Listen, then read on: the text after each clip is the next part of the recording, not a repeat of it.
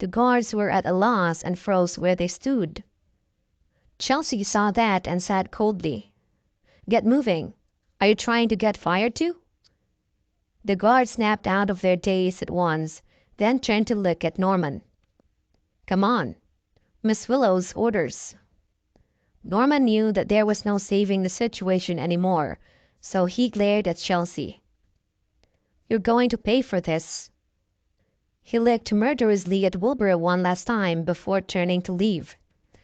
Wilbur's expression darkened. "Stop." Norman turned around, looking at Wilbur. "I'm already leaving my job. What else do you want?" "Didn't you say that you were going to lick the bottom of my shoe earlier?" Wilbur lifted a foot, shaking his shoes. Norman's expression turned sour at once. "I'm warning you.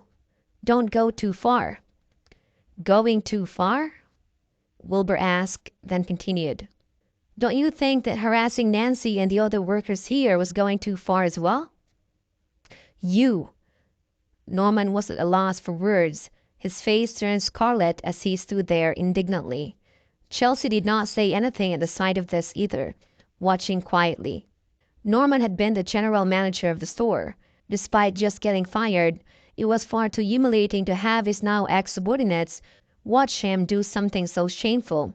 He could not bring himself to do it, so he just stood there. Wilbur chuckled. "Are you going back on your word now? I guess you can do that and just leave. I don't know if Nancy or her colleagues would file a report and have the authorities looking for you after this, though. You might want to be prepared for some jail time." Norman knew then that if news of this came out, his life would be ruined forever. He lowered his head, walked up to Wilbur, and slowly got to his knees. He closed his eyes, and his face had a hopeless look as he stuck his tongue out. Yet, just as his tongue was about to touch Wilbur's shoe, Wilbur gave him a kick that sent him flying. There was a loud thump from the collision. Norman spun a full 360 degrees before landing heavily on the ground. Nancy and her colleagues shrieked in shock at the sight. Yet just then, Wilbur got to his feet and said coldly, "That's just a little lesson for what you did. If I see you doing anything like this again, I'll make sure you never touch another woman again. Get lost." Norman had never expected that this guy would be so good at fighting. He gritted his teeth through the pain, not daring to say a word as he left. Every second spent there was pure agony. It was best that he just got out of there. Just then, quite a crowd had gathered to watch around them. Wilbur saw this and said to Nancy, "I've got some things I need to speak to Miss Willow. We'll talk another day." Nancy nodded, and Wilbur left with Chelsea. Nancy's colleagues stared at Wilbur's figure, leaving their side with stars in their eyes.